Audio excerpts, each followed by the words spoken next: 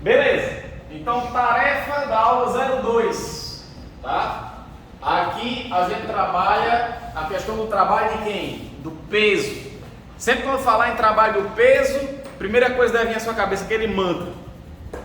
MGH, certo? Trabalho do peso, MGH, certo? O único cuidado que você tem que tomar é se o corpo está subindo ou descendo. Porque se ele estiver descendo, ele vai a favor do peso. Então, você vai jogar mais ou menos MGH se ele estiver descendo?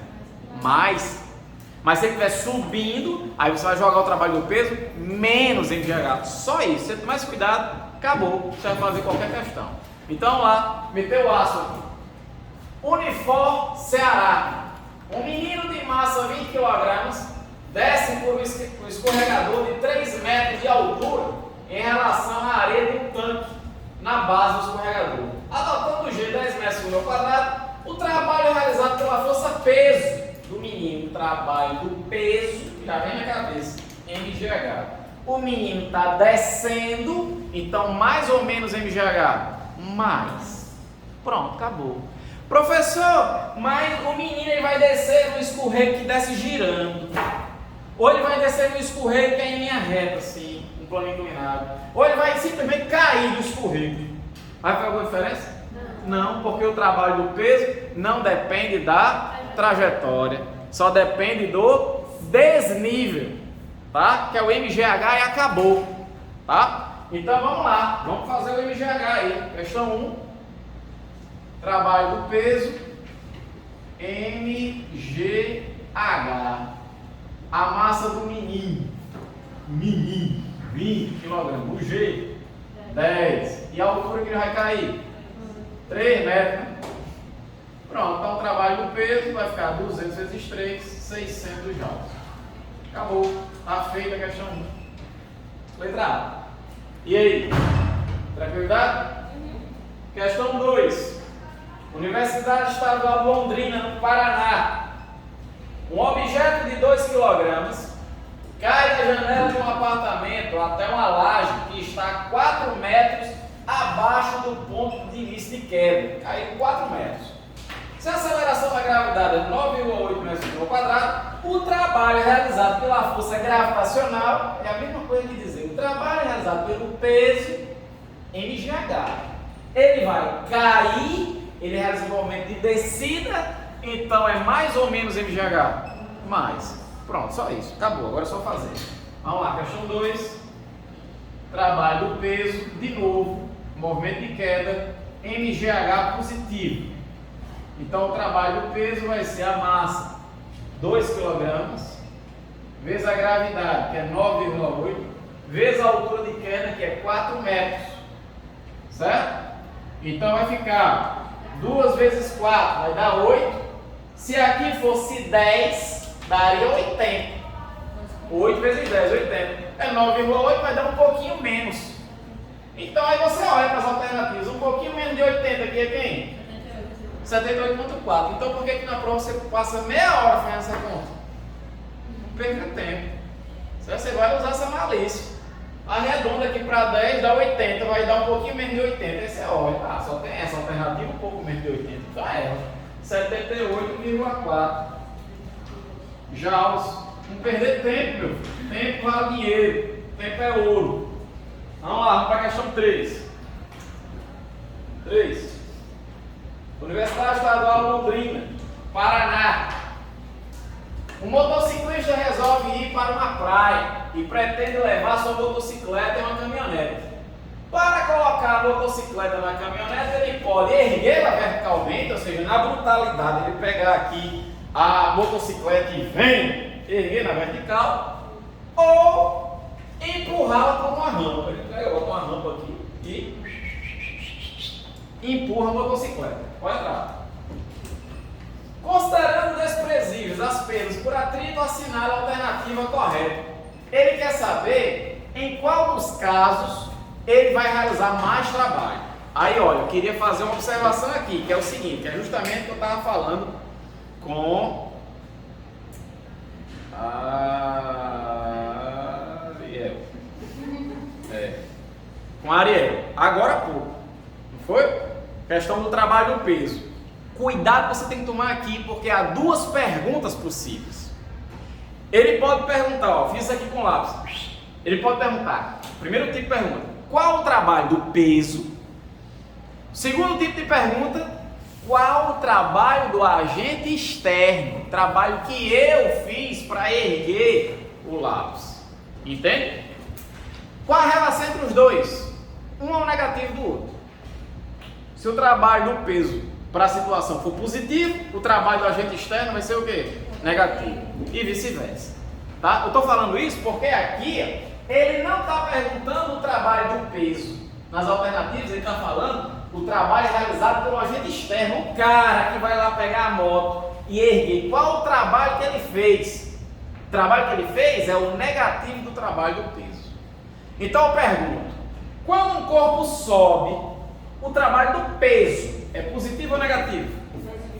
Quando um corpo sobe, o trabalho do peso é positivo ou negativo? Negativo.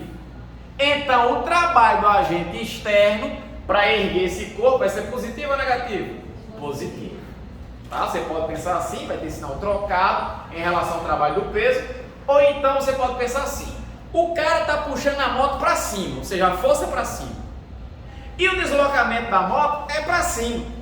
Então o trabalho desse cara, se a força e o deslocamento é o mesmo sentido, o trabalho que ele está realizando é positivo ou negativo? Positivo. Tá? Então você vai dizer que o trabalho que ele realiza é MGH positivo. Para você erguer alguma coisa, o trabalho que você exerce é MGH. Independentemente de você levar por uma rampa ou na força bruta você erguer aqui. Contanto que nos dois casos você faça o objeto subir à mesma altura. Porque o trabalho só vai depender aí do desnível. Certo? Então, isso significa que onde é que ele vai realizar mais trabalho?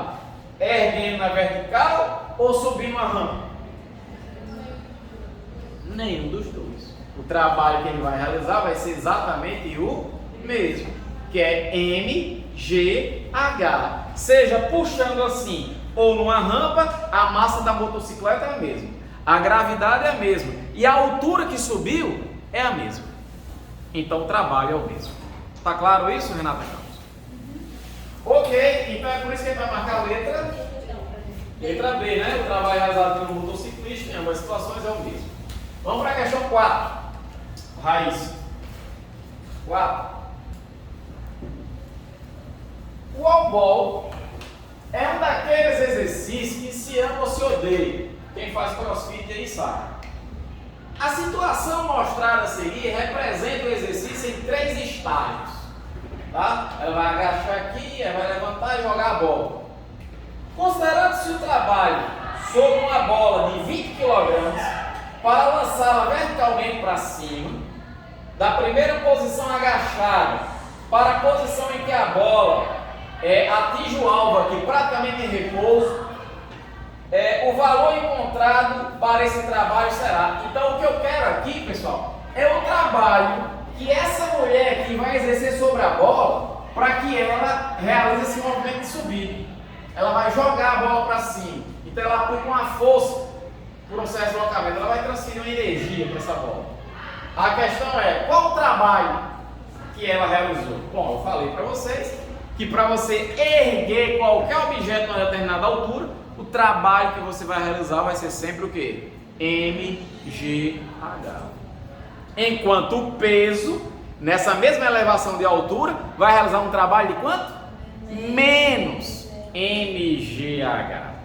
Certo? Então, meus queridos, você vai dizer que o trabalho que ela realizou vai ser o MGH para a bola sair desse nível aqui inicial até esse. Ou seja, para que a bola suba uma altura de quanto? 2,8 metros. Tá? Então vamos lá. Coloca aqui questão 4. Questão 4. Tá? O trabalho que a mulher ali vai realizar vai ser MGH. Ela vai lançar uma bola de 20 kg, a gravidade 10 metros por segundo ao quadrado, e a bola vai subir desse nível para esse. Então ela sobe 2,8 metros. Certo? 10 vezes 2,8 vai dar 28, né? Vezes 20 vai dar 560 joules. Então, letra B de bola. Beleza? Tudo bem, pessoal? Então tá feita a questão 4. Vamos para 5. Vamos lá. Questão 5 fala sobre força conservativa. Qual é a principal característica de uma força conservativa? O que não depende da trajetória? O seu trabalho. O trabalho de uma força conservativa nunca vai depender da trajetória. Se você sai desse ponto para esse por caminhos diferentes, o trabalho é sempre o mesmo. A consequência disso, vou fazer esse desenho aqui. Se eu saio daqui, desse ponto A ao ponto B, por dois caminhos diferentes, caminho 1, caminho 2. Se a força for conservativa, o trabalho no caminho 1 é sempre igual ao trabalho no caminho 2 e é igual a qualquer outro caminho que você colocar o trabalho. O caminho que você inventar aí, fazendo um malabarismo, saiu de A para B, o trabalho é o mesmo. Certo? Outra consequência disso aqui é que se eu fizer, eu for e voltar, ou seja, o trabalho num ciclo, eu saio de A e volto para A. O trabalho da força conservativa é sempre igual a zero.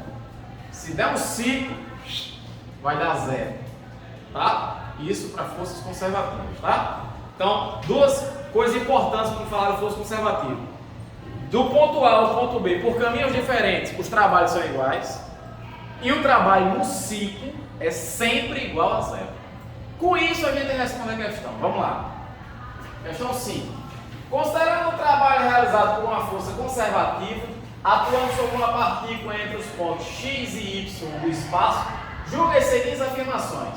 1. É nulo se a partícula sai de x em direção a y e retorna a x. Pessoal, se ele sai de x e ele volta para x, é um processo cíclico. Se a força é conservativa, então o trabalho tem que ser igual ou diferente de zero? Igual. Tá aqui. O trabalho no ciclo de uma força conservativa é sempre igual a zero. Então essa primeira é verdadeira. Certo? Já coloca aí, um Vzinho, verdadeiro. 2. Dependendo da trajetória, o trabalho depende da trajetória que liga x e y. Entre x e y, por caminhos diferentes, o trabalho dá valores diferentes? Não. Tá? Então essa daí já é falsa, os trabalhos são iguais. Está aqui. Trabalho 1 igual ao trabalho 2. 3. É não nulo se a partícula sai de x em direção a y e volta para x. Olha, isso aqui é o oposto da primeira. A gente já viu que a primeira é verdadeira. Então essa daqui tem que ser falsa, né? Ele está dizendo que num ciclo, você sai de x e volta para x. O trabalho é diferente de zero. Não é. Num ciclo o trabalho é igual a zero, se a força for conservativa. 4. Independentemente da trajetória que liga x e y, os trabalhos são iguais. Verdadeiro ou falso? Verdadeiro. Então, verdadeiro 1 e 4, letra D. Beleza? Vamos para a questão 6. 6. O experimento consiste em analisar o comportamento de um objeto de dimensões desprezíveis que será abandonado a partir do repouso de uma mesa até alcançar o chão, percorrendo rampas de diferentes inclinações. O trabalho é realizado pela força-peso. A questão 6, ela está tratando essa situação aqui. Imagine que você tem uma mesa. Está aqui a mesa. Olha só como eu sou um ótimo desenhista. Está aqui minha mesa, ó, que mesa linda. Certo? E aí é o seguinte, ele coloca duas rampas. Uma bem inclinada aqui, ó, rampa 1. Bem inclinada. E coloca outra rampa aqui pouco inclinada. Rampa 2. E a gente vai descer um objeto por essa rampa. Por exemplo, pode ser uma bola. Vamos descer a bola pela rampa 2, a bola pela rampa 1. E aí ele quer saber em qual dessas rampas o trabalho do peso, aqui ó, o trabalho realizado pelo peso, já vem o que na cabeça? MGH. Certo? Então o trabalho do peso, MGH positivo ou negativo? Positivo, porque o corpo está descendo, ou seja, a favor do peso. Certo? É positivo. Pessoal, Então em qual das rampas o trabalho do peso é maior? Na rampa 1 ou na rampa 2? Em nenhuma, meu querido, porque independentemente da inclinação, o desnível nos dois casos é exatamente o mesmo. Então, entendeu isso, Natan? Os trabalhos são iguais. Então é por isso que a resposta é a letra A. O trabalho independe da inclinação das rampas. Tudo bem? Vamos para a questão 7. A figura mostra 3 trajetórias, 1, 2 e 3, através das quais um corpo de massa M no campo gravitacional terrestre é levado do ponto I ao ponto F. Aí ele quer a relação entre os trabalhos da força gravitacional. Pessoal, a força gravitacional é uma força o quê? É uma força conservativa. Se a força gravitacional é conservativa, isso significa que seu trabalho não depende da trajetória. Então, em qual dessas trajetórias aqui o trabalho do peso é maior? Nenhuma. Então vai ficar com a letra C. E acabou. Letra C, os trabalhos são iguais. Certo? E a última, para a gente ir almoçar, aquela lasanha de frango que está esperando vocês lá no refeitório, com aquela Coca-Cola bem geladinha. A Coca tem. Diz assim: um jardineiro andando a uma velocidade constante de 4 km por hora aplica uma força horizontal de magnitude constante ao cortador de grama, de modo que essa força tem o mesmo sentido da sua velocidade instantânea. Tá? Então, se a força é aplicada no mesmo sentido do movimento, eu já sei que o trabalho é calculado simplesmente como? F vezes D. Certo? Beleza. Sabendo que o módulo dessa força é 20 newtons e que o jardineiro percorreu uma trajetória fechada qualquer, ele fez uma trajetória fechada. Então, se ele perguntar o trabalho numa força aí que seja conservativa, vai dar quanto o trabalho? 0. Mas se a força for não conservativa, o trabalho não é 0. Isso aqui, trabalho no ciclo é igual a 0, isso aqui só é válido se a força for conservativa. Certo? Beleza. Isso aqui que eu falei é para forças conservativas. Vamos lá. Ok, então a trajetória fechada qualquer no gramado plano, retornando ao seu ponto de partida no intervalo de 6 minutos. Marca a opção que mostra o trabalho jardineiro sobre o cortador e o tipo de força que ele aplica. Pessoal, eu falei isso para você na aula. Aqui em mecânica a gente só vai ter 2 forças conservativas. 2 tipos de força que vão ser conservativas. A primeira, que a gente já discutiu exaustivamente hoje, é quem? O peso, a força conservativa. E a segunda, alguém lembra qual é? Força o quê? Força? Não. Não, a força gravitacional é a força peso. Não, é a força elástica. Tá? A força peso e a força elástica são forças conservativas. Qualquer outra força que ele colocar aqui na mecânica, pode colocar lá sem medo de errar, que é uma força não conservativa. Tá? Então a força que você exerce, a força que o jardineiro está empurrando, uma força que uma máquina está realizando, é sempre não conservativa. Então isso significa que o trabalho no ciclo não vai ser 0. Certo? A gente vai ter que fazer a continha mesmo, o produto lá da força pela distância percorrida. Então vamos lá. Então são 2 perguntas. Ele quer saber se a força é conservativa ou não conservativa. A gente já sabe que a força é o quê? Conservativa ou não conservativa do jardineiro? Não conservativa. Então estamos entre B e C. E C. E C. B e C. Certo? Aí qual o valor do trabalho? Então é só a gente fazer na 8. Trabalho numa força não conservativa vai ser a força vezes a distância total que ele vai andar. Isso considerando que a força sempre atua ao longo do movimento, que foi o que ele disse. Como é que eu calculo essa distância total? A gente vai lá para a cinemática. A distância total é a velocidade vezes o tempo. Certo? A velocidade ele diz que é 4 km por hora, se não me engano. É isso?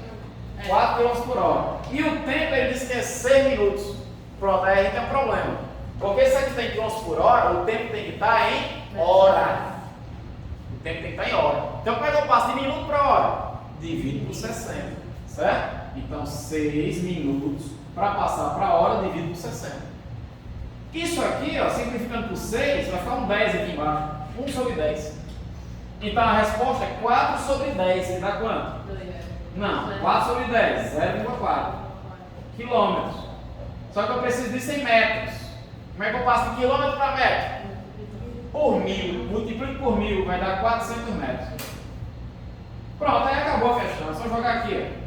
Ó. A força vale 20, né? 20 newtons. E a distância que ele vai percorrer, 400 metros.